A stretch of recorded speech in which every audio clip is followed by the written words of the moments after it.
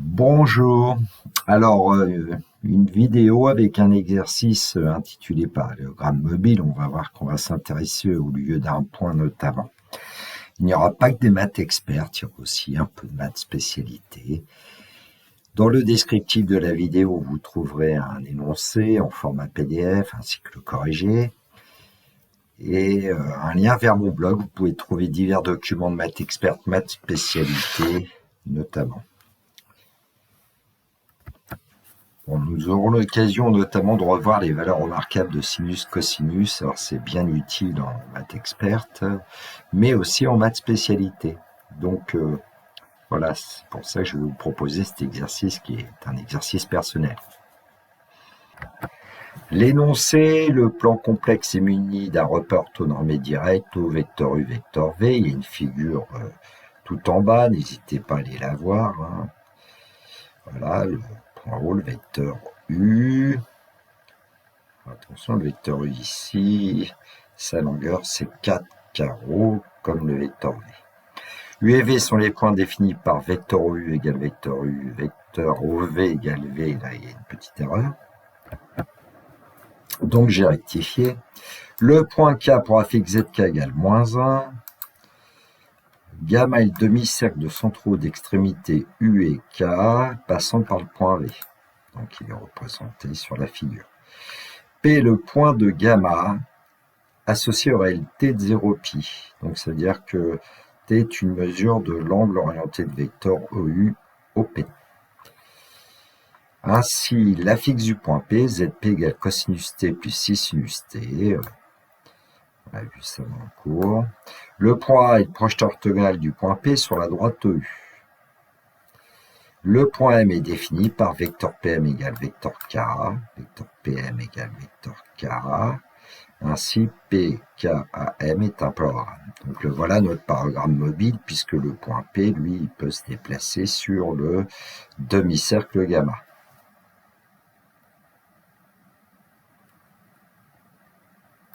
Les questions, donc premièrement, justifier que le point M a pour un fixe ZM égale 1 plus 2 cosinus t plus 6 sinus t. Deuxième question, recopier et compléter le tableau donné en annexe 1 en donnant la forme algébrique de ZM.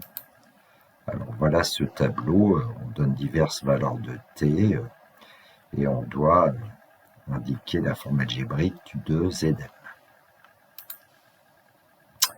Question 3, justifier que le point M appartient à la courbe d'équation x moins 1 au carré plus 4y carré égale 4. Petit b, montrer que le point M appartient à la courbe d'équation y égale 1 demi de racine carrée de 1 plus x facteur 3 moins x, où x est un réel de l'intervalle moins 1, 3. Question 4, la fonction f est définie sur l'intervalle moins 1, 3 par f de x égale 1 demi de racine carrée de 1 plus x facteur 3 moins x. On reconnaît évidemment la même expression. Petit a, la fonction g est définie sur l'intervalle moins 1, 3 par g de x égale 1 plus x facteur de 3 moins x. Ici, on peut remarquer qu'on n'a pris que l'expression qui est sous la racine carrée. Étudier les variations de la fonction g sur moins 1, 3. Fermé en moins 1, fermé en 3. Petit b, on déduit la variation de la fonction petit f sur moins 1, 3. On sent qu'il y a quand même un lien entre petit f et petit g. Sur le graphique donné en annexe 2, tracer la courbe C de f et représenter le paragramme PKM pour t égale pi sur 3. Alors, voilà l'annexe 2, où on a représenté le demi-cercle gamma. Bon. Alors avant de répondre aux questions, vous trouverez dans mon polycopier un cercle trigonométrique et puis les valeurs remarquables que vous devriez connaître. Hein. Alors on dit souvent que l'axe des réels, c'est aussi l'axe des cosinus, et puis l'axe des ordonnées, c'est aussi l'axe des sinus. Bon, ces figures n'est pas de moi, je l'ai emprunté à M. Brachet-Gérard, qui avait à une époque conçu un logiciel très intéressant qui s'appelait AlgoBox, qui n'est plus utilisé. Bon, on voit pas forcément très bien les valeurs, mais bon, voilà, c'est à connaître quand même. Hein. Alors en fait, on peut se contenter quasiment de connaître les valeurs de cosinus et sinus entre 0 et pi sur 2 et retrouver toutes les autres.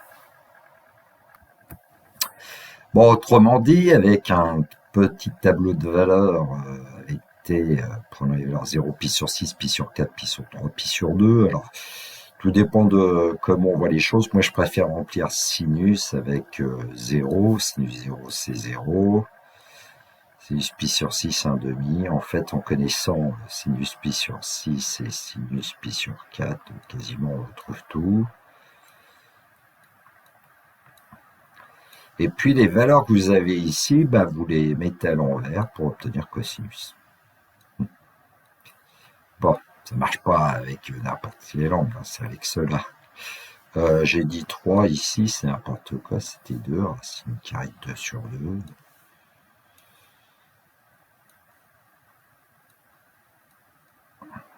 Oh, décidément, Mazette, il est fatigué, le garçon.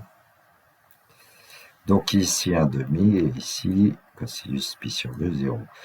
Alors j'avais mon neveu, quand il était, un de mes neveux, mon filleul en fait, quand il était en BTS, son prof lui avait dit pour sinus t, racine de 0 sur 2, racine de 1 sur 2, racine de 2 sur 2, racine de 3 sur 2, racine de 4 divisé par 2. Ça vous donne les valeurs de sinus. Pourquoi pas? Passons aux choses sérieuses, les questions. Alors, question 1, justifier que le point M à point fixe Zm égale 1 plus 2 cosinus t plus 6 sinus t. Alors, qu'est-ce qu'on sait sur le point M? On sait que le vecteur Pm, plutôt écrire le vecteur Pm égale le vecteur K. Alors, on connaît la fixe du point K. On connaît la fixe du point P, on va en déduire la fixe du point A, puis la fixe du point N. Bon, alors on sait que par exemple ZK, c'est moins 1. Alors ZP, bah, d'après l'énoncé, c'est cosinus T plus 6 sinus T. Ce qui fait que pour avoir la fixe du point A, qui est le projeteur orthogonal du point P sur les abscisses, en fait, il n'y a plus que cosinus T.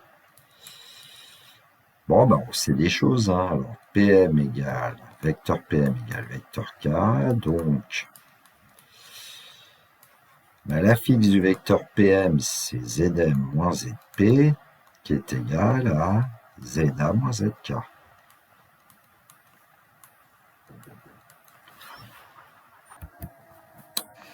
Donc, Zm va être égal à Zp plus Za moins Zk.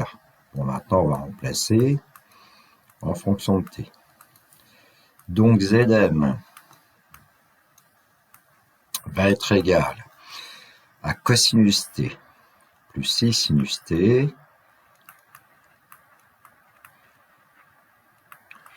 plus cosinus t moins 1, c'est-à-dire plus 1. Et donc, on va bien obtenir le résultat qui était attendu.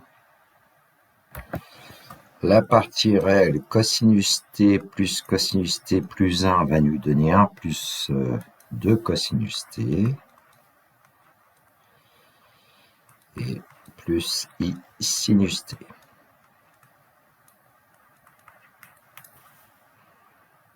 Question 2, recopier et compléter le tableau donné en annexe 1 en donnant la forme algébrique de Zm. Alors, on connaît Zm en fonction de t. Alors, évidemment, pour t égale 0, qu'est-ce qu'on va obtenir? Zm égale 1 plus 2 cosinus 0. Cosinus 0, c'est 1, donc 3. Et puis, on sait que i sinus 0, ça donne 0. Donc, on va pouvoir compléter la première ligne. Deuxième ligne. Eh bien, Zm, dans ce cas-là, est égal à 1 plus 2 fois cosinus pi sur 6. Cosinus pi sur 6, racine carrée de 3 sur 2, donc on va obtenir 1 plus racine carrée de 3 plus, et sinus pi sur 6, c'est 1/2 de i. Pour t égale pi sur 3, alors 1 plus 2 fois cosinus pi sur 3. Cosinus pi sur 3, c'est 1 demi, 1 plus 2 fois 1 demi, 1 plus 1, 2, plus... Et sinus pi sur 3, c'est racine de 3 sur 2, donc on va obtenir 2 plus racine de 3 sur 2i.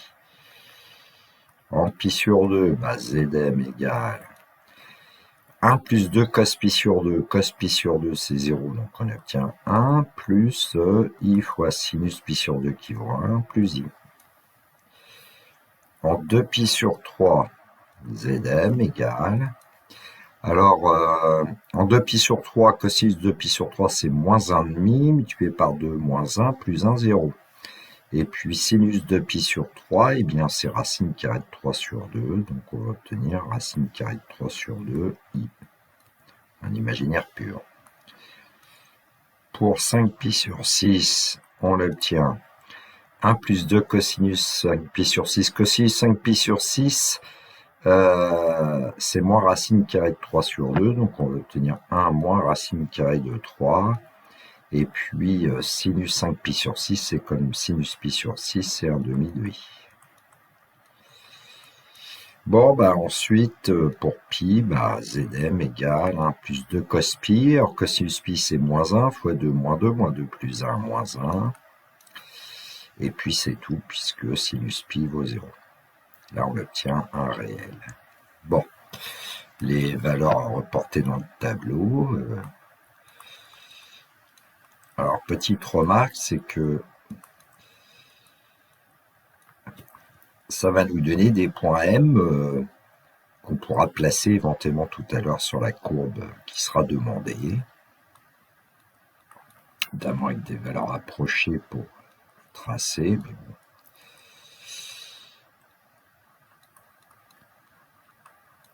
Sauf quand on a par exemple 1, 1. Pour t égale pi sur 2, on a un point de coordonnées 1.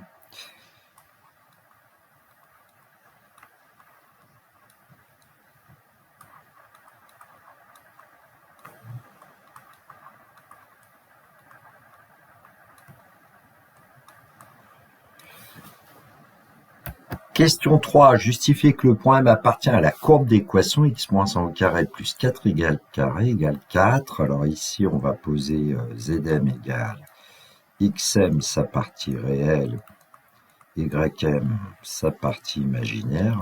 Xm est un réel, ym aussi.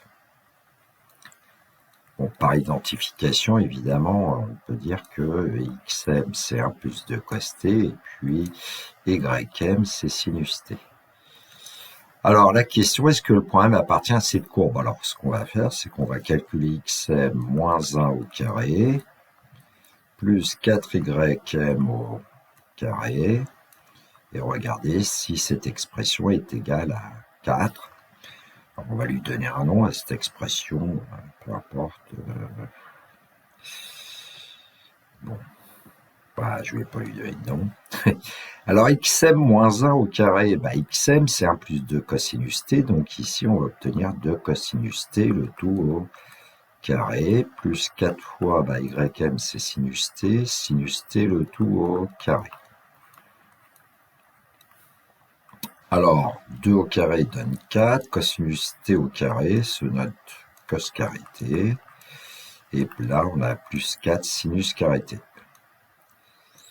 Bon, ça veut dire qu'en mettant 4 en facteur, on va obtenir cos carré t plus sinus carré t, dont on sait que cette expression vaut 1. Propriété connue, donc 4 fois 1, ça fait 4. Ce qui veut dire que, bah, conclusion, le point M appartient bien à cette courbe d'équation x moins 1 au carré plus 4y carré égale 4. Courbe qui, a priori, n'est pas vraiment connue pour un élève de terminale. Question petit b, montrer que le point M appartient à la courbe d'équation y égale 1 demi de racine carrée de 1 plus x facteur de 3 moins x, où x est un réel de l'intervalle moins 1, 3. Alors nous, on vient de montrer que le point M, si ces coordonnées maintenant je les appelle x, y, il appartient à la courbe que j'ai appelée c ici, x moins 1 au carré plus 4y carré égale 4. Alors on va exploiter cette égalité et puis dire que 4y carré est égal à 4 moins x moins 1, le tout au carré. Et donc, 4y carré, eh bien, ici, on a l'identité remarquable dans le deuxième membre, c'est 2 au carré moins x moins 1 au carré, donc on va pouvoir dire que c'est 2. Alors, je vais dire plus x moins 1.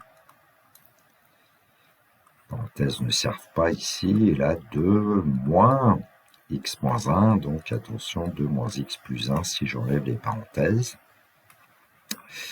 Et donc 4y carré va être égal à 1 plus x, pardon, 1 plus x facteur de 3 moins x. Bon, bah, qu'est-ce qu'on va pouvoir dire maintenant? Bah, on pourrait se ramener à y, mais avant, je voudrais faire une petite remarque, c'est que 4 est positif et y carré est positif, donc on a une contrainte, c'est que 1 plus x facteur de 3 moins x doit être positif.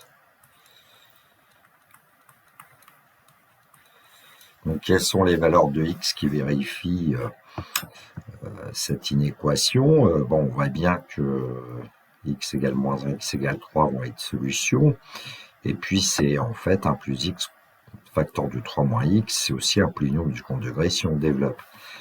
Et donc, on va pouvoir dire quand même que si on veut le signe de 1 plus x facteur de 3 moins x,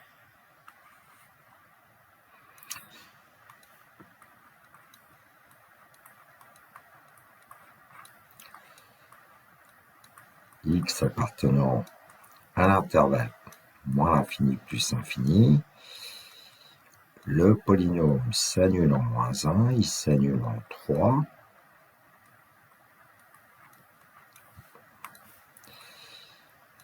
Et donc,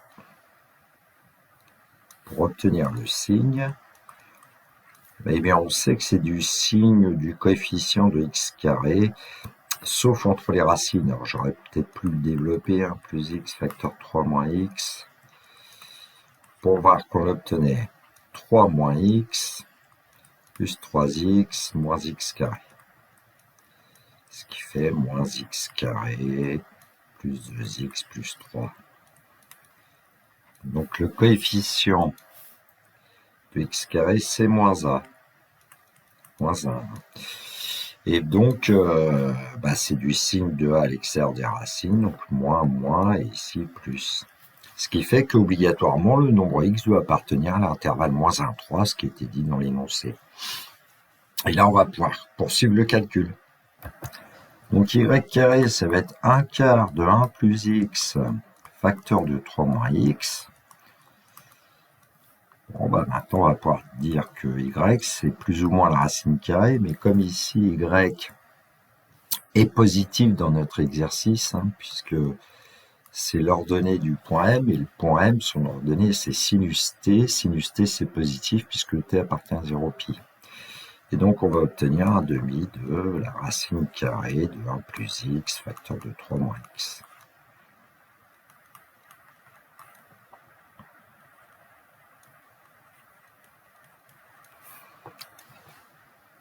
Bon.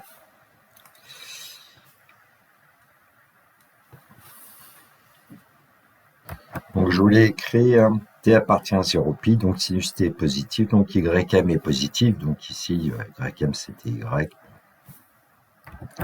Question 4a, la fonction g est définie sur l'intervalle moins 1, 3 fermé en moins 1 et en 3 par g de x égale 1 plus x facteur 3 moins x, étudier variation de la fonction g sur l'intervalle moins 1, 3. Donc on va dire que pour tout réel x de l'intervalle moins 1, 3,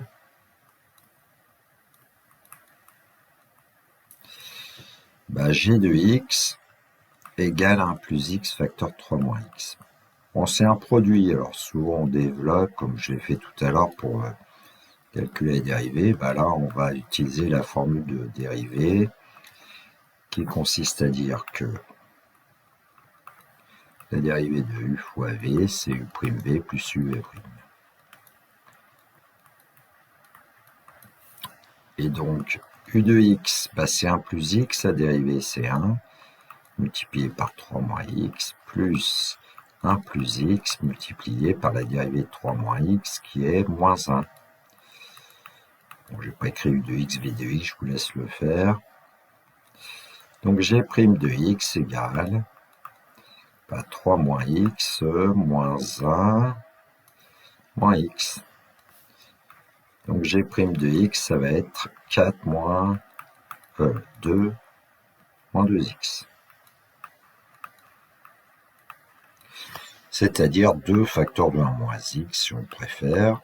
Et comme 2 est strictement positif, ça veut dire que g' de x a même signe que 1 moins x.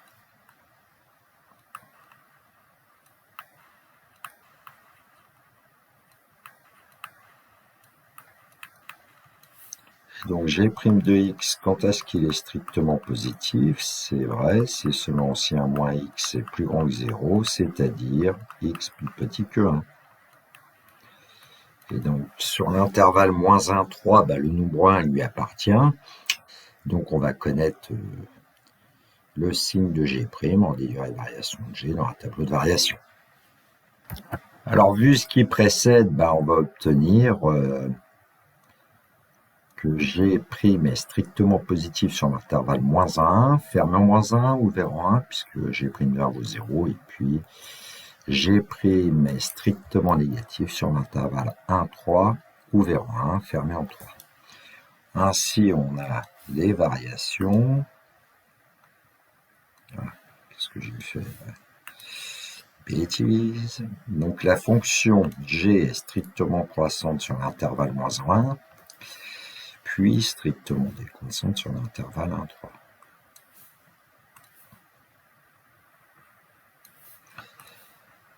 Bon, il nous manque les valeurs g de moins 1, g de 1, g de 3, pour être complet a priori. Bon. Alors, g de x, on sait que c'est 1 plus x facteur de 3 moins x. Bon, bah, de toute façon, en moins 1 et en 3, hein, c'est à peu près évident que ça s'annule. Pour ces valeurs-là, la fonction g.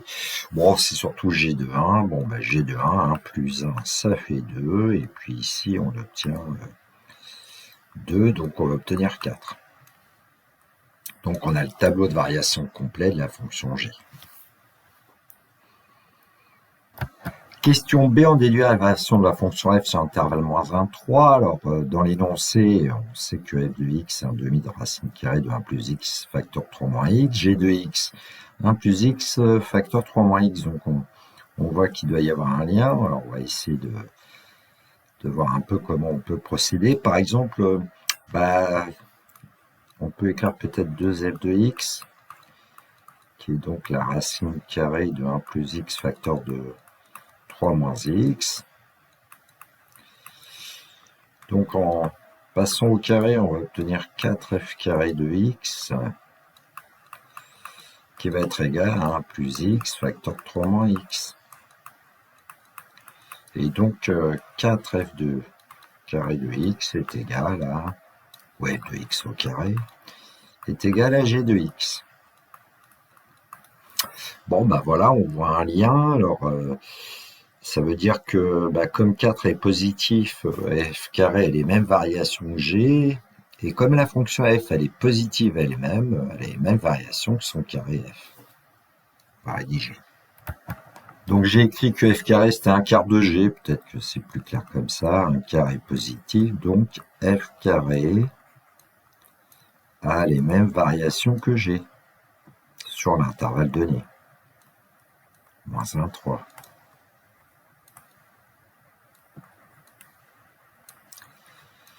Et comme la fonction f, elle est positive sur cet intervalle, une fonction positive a les mêmes variations que le carré de cette fonction.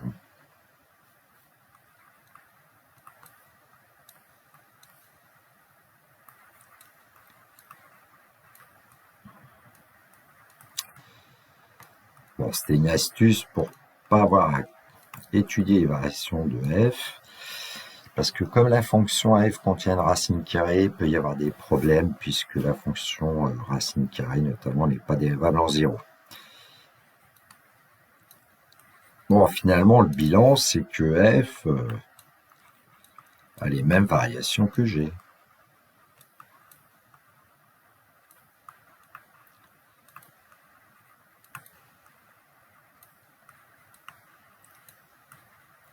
Évidemment, ce qui va être modifié sont les valeurs des images de f pour moins 1, 1 et 3. Donc, variation de f, alors tout en bas, je vous ai indiqué que de x était un demi de racine carrée de g de x, hein, c'est quasiment évident. Alors g de 0, on savait que c'était 0, donc un demi de racine carrée de 0, on obtient 0. De même, pour x égale 3, on obtient f de x égale 0. Alors g de x pour x égale 1, on avait obtenu 4, la racine carrée de 4 c'est 2, 2 fois 1,5, bah on va obtenir 1. Bon. Question C sur le graphique donné en annexe 2, tracer la courbe C de f représentée par le parallélogramme PKM pour t égale pi sur 3. Alors je vais commencer par le parallélogramme.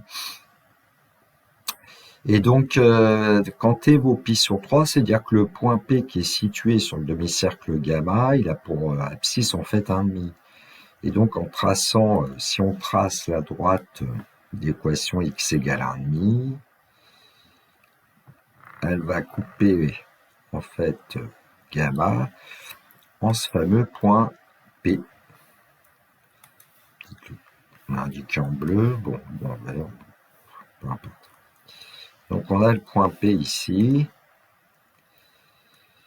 Ensuite, son projeté orthogonal sur les abscisses, du coup, on l'a aussi, c'est le point A. Bon, ensuite, il suffit de connaître avec un compas, on prend la longueur K, en fait. Je vais peut-être prendre, je ne veux pas du vert, tiens, KA. Et cette longueur KA, il s'agit de la reporter à partir du point P dans le même sens. Alors, on peut peut-être voir que 4 est de 6 carreaux, donc là, 1, 2, 3, 4, 5, 6 carreaux. Et puis se positionner.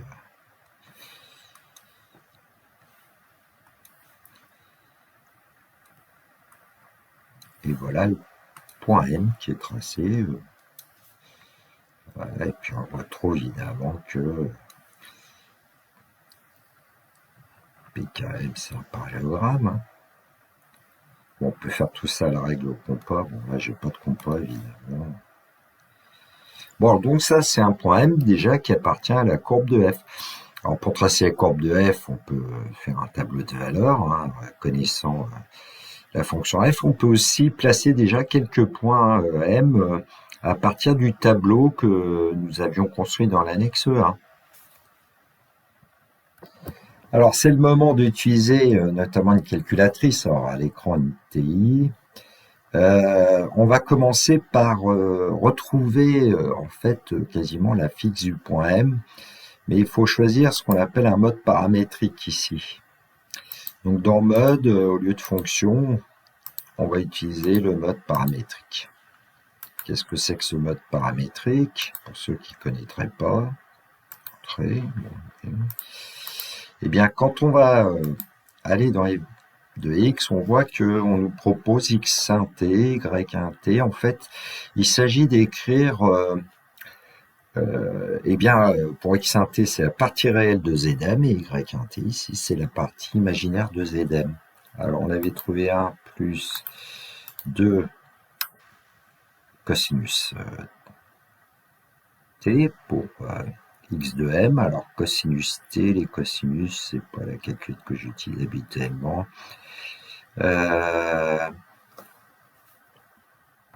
Donc, c'est le menu trig. Alors, ici, c'est cosinus de t, alpha t. Et puis, pour y, on va écrire sinus t.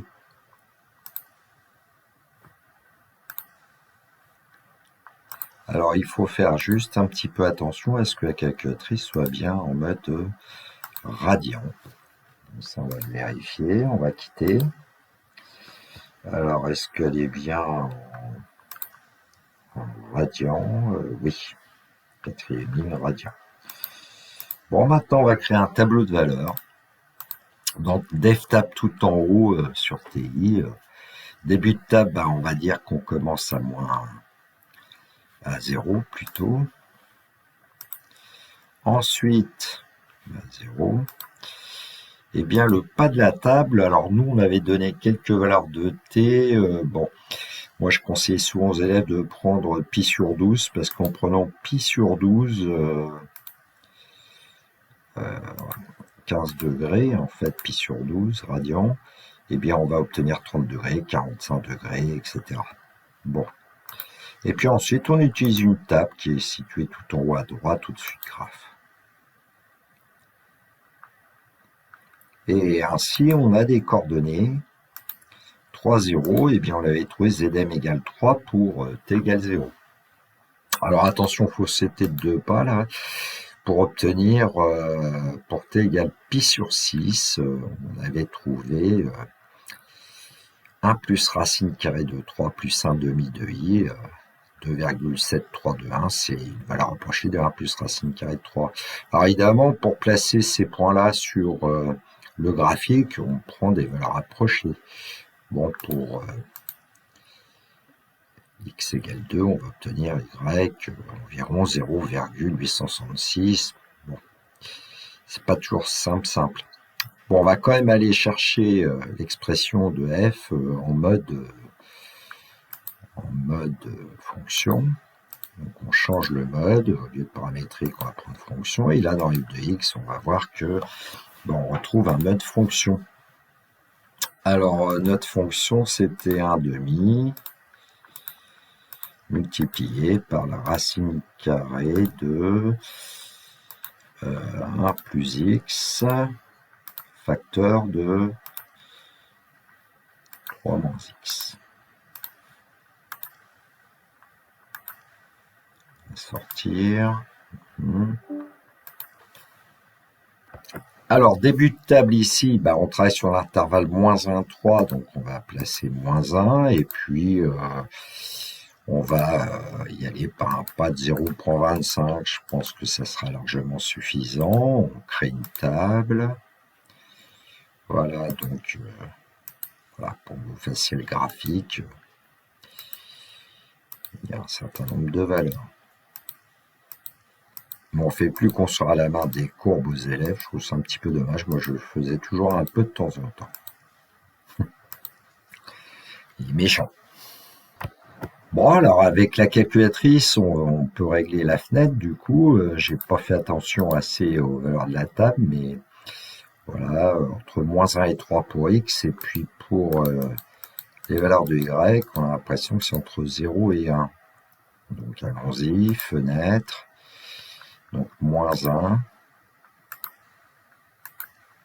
3, point de graduation de 1 si on veut. Alors là, ici, on peut indiquer 0 pour l'instant, et puis 1 ici, alors on va mettre un petit peu plus quand même. Voilà, il y a 1.2, et puis du coup, y-min, je vais mettre moins 0.2. Et la graduation 0.2. Graphe. Donc voici l'allure de la courbe C de f. Bon, vous devez pouvoir remarquer, observer qu'au point d'abscisse moins 1 comme au point d'abscisse 3, on a l'impression qu'il y a demi-tangente verticale. Donc effectivement, on aurait eu des petits soucis si on avait utilisé la dérivation de la fonction f. Il aurait fallu travailler sur l'intervalle moins 1, 3 ouvert en moins 1, ouvert en 3. Faire l'étude éventuellement à moins 1 et en 3 et voir que la fonction f n'était pas dérivable, c'était compliqué, donc c'est pour ça que je suis passé par la fonction auxiliaire petit g. Bon, alors avec une calculatrice comme ça, en plus, on peut peut-être aller voir, tiens, le sommet. Alors le sommet, c'est ce qu'on appelle ici le maximum. Il y a un menu calcul, entrée, et puis vous pouvez vous placer un petit peu à gauche quand même du sommet, parce que sinon, faites entrer, il y a une droite verticale qui se trace. Avec les flèches, vous déplacez le curseur suffisamment à droite. Bon, je pense qu'ici, ça suffira. Et puis là, le maximum, l'algorithme de la calculatrice, c'est peut-être pas assez performant, il vous dit que c'est pour x environ égal à 0,9999, y égale 1. Nous, on sait que c'est le point de coordonnée 1. Bon, GeoGebra est beaucoup plus précis quand il va chercher une valeur maximale. Alors à l'écran, évidemment, j'ai tracé la courbe de f avec GeoGebra, hein, c'est beaucoup plus propre qu'un tracé à la main. Je vous ai mis un nuage de points, ce sont les points qui correspondent à un tableau de valeurs où on part de x égale moins 1 et que on ajoute un pas de 0,25 à chaque fois. Bon. Le point S, le sommet de la courbe. Alors un nom, cette courbe de f s'appelle une demi-ellipse. Vous n'êtes pas censé savoir ça. Hein. Une demi-ellipse. Alors, pourquoi demi? Parce qu'une ellipse entière, il y aurait aussi la courbe représentative de la fonction moins f qui serait tracée en dessous de l'axe des abscisses. Bon, je ne vais pas en dire beaucoup plus.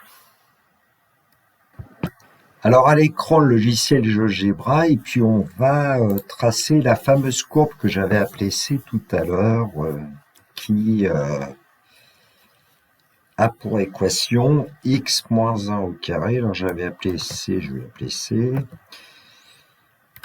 Dans la barre de saisie, je tape tout simplement x moins 1 au carré plus 4 fois y au carré égale 4. Et voilà, elle se trace cette courbe C. Et puis, c'est ce qu'on appelle une ellipse. Et nous, dans l'exercice, la courbe représentative de petit f, c'est simplement la courbe qui est située au-dessus de l'axe des abscisses. Jolie une ellipse.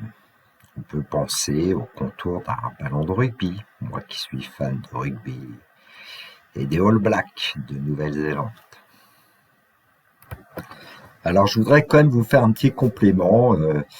Et on va s'intéresser un peu à l'ère du parallélogramme PKM. Alors, est-ce qu'on peut évaluer cette aire en fonction de petit t? S de t, c'est l'aire de ce parallélogramme. Alors, S de t, on va pouvoir dire que c'est base fois hauteur, la formule de l'aire d'un parallélogramme, et justement, il y a une hauteur qui est PA. Donc, PA fois KU, fois KA, par exemple, ou PA fois PM, ça marchera aussi. Bon, allons-y, écrivons-le, c'est donc PA multiplié par, bon, bah, je vais prendre K. Donc S de T ici, la longueur PA, bah, on sait que c'est sinus T. Et puis KA, c'est pas très difficile à voir que ça va être cosinus T moins moins 1. L'abscisse du point A moins l'abscisse du point K, cosinus T moins moins 1, c'est-à-dire cosinus T plus 1. Alors, on pourra étudier les variations de cette fonction à la condition de connaître évidemment la dérivée de sinus-cosinus. En début d'année, c'est pas forcément évident. Alors, je vais vous donner une méthode dans le polycopier pour essayer de voir quand est-ce que S de t est maximal. Bon, ce qu'on peut toujours faire, c'est tracer la courbe représentative de cette fonction S et puis d'essayer de conjecturer. Bon, j'ai repris une calculatrice, donc je vais annuler, et puis on a vu que ça allait être sinus. Et comme on travaille avec une fonction ici sur la calculette, vous mettez x à la place de t, multiplié par 1 plus cosinus x. J'ai vérifié qu'on était en mode radian. Entrée, bon, on travaille entre 0 et pi, alors une table de valeur, ben on va commencer à 0. Bon, je vous ai dit tout à l'heure, moi ce que je faisais souvent, c'est de travailler par un pas de 15 degrés, pi sur 12, et puis on va regarder la table de valeur qui va nous permettre de régler la fenêtre. Bon, pour t, pour x, on est entre 0 et pi, et puis pour l'air, voilà, elle est forcément positive, et puis à un moment donné, on a l'impression qu'il y a une valeur maximale atteinte ici, 1,3 environ. Bon, donc on va régler la fenêtre en fonction de ça. Donc ici, on travaille entre 0 et pi. Voilà, une bêtise. Sortir de là. la graduation pi divisé par 12, admettons. Et puis, on a vu qu'on pouvait travailler entre 0 et 1,3 environ. On va mettre 1,5. Allez, une graduation de 0,25 par exemple. Ça n'a pas beaucoup d'importance, ça graphe. Et on obtient une certaine courbe qui est la courbe représentative de la fonction grand S qui représente l'aire du parallélogramme. Alors avec le menu calcul, on peut aller chercher le maximum. On va essayer. Alors, on se place d'abord, c'est écrit en bas, bande de gauche, donc un peu à gauche du maximum. Je ne vais pas le mettre trop loin. Et puis un peu à droite. Et le programme intégré à la calculatrice nous dit que le maximum, c'est pour x environ égal à 1,047, etc. et y environ 1,299. Bon. Alors, qu'est-ce que c'est que cette valeur de x on va multiplier par 180 et diviser par pi pour essayer de l'avoir une valeur approchée en degrés.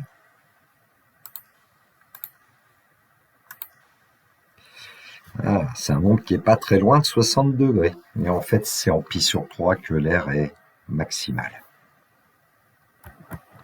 La même courbe, mais avec le logiciel GeoGebra, et puis donc le point maximal, je l'ai appelé grand H, ses coordonnées approchées. Bon, 1,0472, en fait, c'est une valeur approchée de pi sur 3. Vous voyez que c'est en pi sur 3 sur les abscisses qu'apparemment, l'air est maximal. Bon, ça n'est que des conjectures, mais c'est bien de traiter des choses de manière expérimentale, parfois comme en sciences physiques ou en sciences de la vie de la Terre, ou en sciences économiques. Donc notre conjecture, c'est que S de t semble maximal pour t égale pi sur 3, et S de t, c'est sinus t multiplié par plus cosinus t, donc on veut que ça soit maximal. Alors je vais vous faire voir une idée sans utiliser de dérivée, mais bon. Eh bien, en fait, on va s'arranger pour poser cosinus t égale à quelque chose. Donc, dans le polycopier, je l'ai appelé x. Bon, pourquoi pas. Si on pose x égale cosinus t, alors ce qu'on peut remarquer, c'est qu'on a une formule qui nous dit que sinus carré t plus cosinus carré t égale 1. Alors ça, c'est intéressant parce que ça va nous permettre de trouver sinus. Bon, là, je ne vais pas mettre les parenthèses à t. Donc, on a sinus carré t, c'est 1 moins cosinus carré t. Et dans notre exercice, comme t appartient à 0 pi, sinus t, c'est exactement la racine de 1 moins cosinus carré t. Et donc, en posant x égale t, ici, dans la parenthèse, x égale cos t, pardon, dans la parenthèse, on a 1 plus x, et devant, on aura racine de 1 moins x carré, on est ramené une variable x.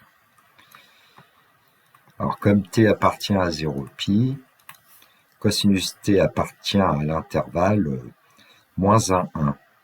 Donc, x appartient à moins 1, 1 ici. T appartient à 0 pi, t appartient à moins 1, 1. Et donc, si on connaît les variations de cette fonction, la racine de 1 moins x carré facteur de 1 plus x, pour x appartenant à moins 1, c'est gagné. Et en plus, comme cette fonction elle est positive, on peut dire qu'elle a les mêmes variations que son carré. Et donc, on aura un maximum à cette condition où 1 moins x carré facteur de 1 plus x au carré est maximal. Et puis 1 moins x carré, c'est 1 moins x facteur de 1 plus x. Puis multiplié par 1 plus x au carré. Je vais gommer ce qui est en bas parce que c'est un peu gênant. Et donc c'est vrai, si seulement si, 1 moins x facteur de 1 plus x, le tout au cube est maximal. Ensuite, je ne vais pas trop vous embêter. Simplement en vous disant qu'évidemment, on va étudier les variations de la fonction 1 moins x facteur de 1 plus x au cube. Bon, cette fonction, il suffit de la dériver, et puis avec ces variations, on va obtenir la valeur de x pour laquelle cette fonction possède un maximum et on va trouver que c'est pour x égale 1/2. Alors ça, je ne vais pas vous le faire, je le fais dans le polycopier. Hein. La vidéo elle est assez longue. Et donc on va trouver x égale 1/2. Ce qui veut dire que cos t égale 1/2. Et la seule valeur de t dans l'intervalle 0π pour laquelle cosinus t égale 1/2, c'est pour t égale pi sur 3. Enfin, voilà les idées.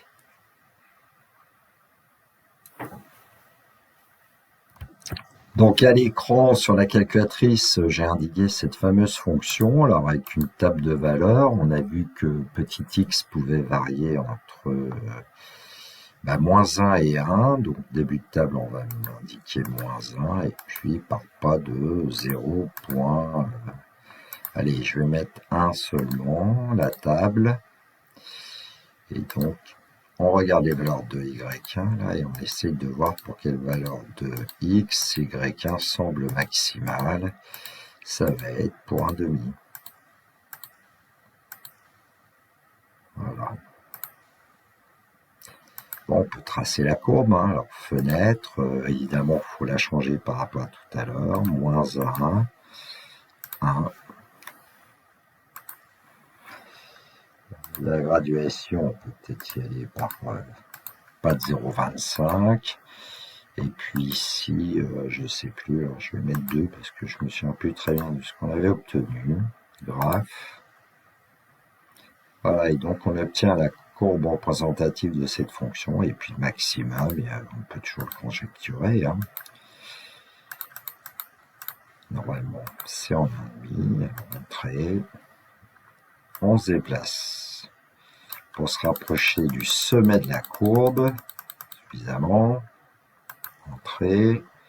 On se déplace pour être un petit peu à droite du sommet de la courbe. Entrée, entrée. Et la calculette dit que le maximum est atteint pour une valeur de x qui est environ 0,5. Hein. Bon, je sera encore une fois beaucoup plus précis. Et pour une valeur maximale d'environ 1,6875. Bon. Ah voilà, cette vidéo est terminée. J'espère que ça vous aura plu de me parler d'autre chose que de maths experte. Bref, je vous souhaite une belle journée. Surtout, prenez bien soin de vous, que la force soit avec tous ceux qui étudient. Au revoir.